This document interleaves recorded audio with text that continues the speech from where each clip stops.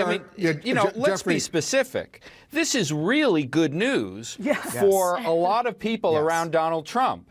Donald Trump Jr., Jared Kushner, Jerome Corsi, the writer who had a draft indictment presented to him by Mueller's office, and they decided not to go forward with this. I mean, this is, let's be fair here. I mean, there has been a lot of suspicion around certain people, and a lot of, negative things have been said, and imputation of criminal activity, and Mueller has said, I am not proceeding, and there is no better news to receive than you are not being indicted by the United States government. Jeffrey, you once worked as a prosecutor. So when the senior justice official tells Laura Jarrett the special counsel is not recommending any further indictments, can we conclude there have been no sealed indictments that would be unsealed at some point down the road?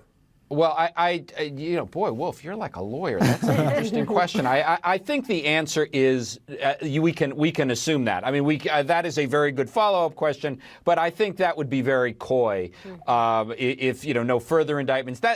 In plain English, it means to me that there are no further. Or let me ask Laura Jarrett that same question, Laura. It's your reporting the special counsel is not recommending any further indictments. As far as you know, have there been sealed indictments that potentially down the road, for whatever reason, could be unsealed? Wolf, I was channeling you. I asked that very same question. I pressed them at length, sealed, unsealed, in any form. You're telling me this is not coming down the pipe in any way in the coming weeks and months, and I was told unequivocally, no, it's done. And also, Wolf, you also mentioned about perjury.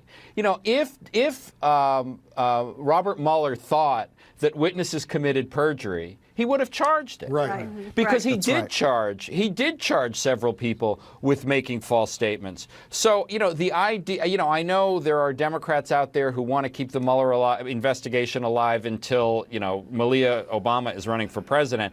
But, I mean, it's over. I mean, this investigation is over. And don't forget. And, the Southern District will continue, and that's significant.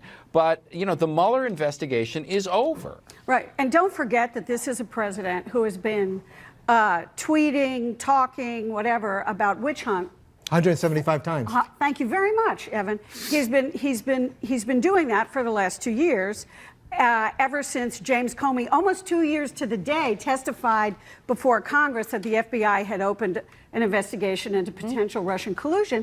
So if, as Jeffrey is saying, they get great news, the great news is, first of all, there's no more indictments. But if suddenly the president has to say those angry Democrats who were working with Bob Mueller were actually just part of a Justice Department doing its job, after he has criticized the Justice Department. And he's been vindicated by them, essentially. And then he's now vindicated. Exactly. How do you manage that politically? I mean, we obviously can't jump the gun here. We have to see what comes out from Barr and what's in the report. But if I'm at Mar-a-Lago with the president, as Pamela's been reporting, the lawyers are feeling good.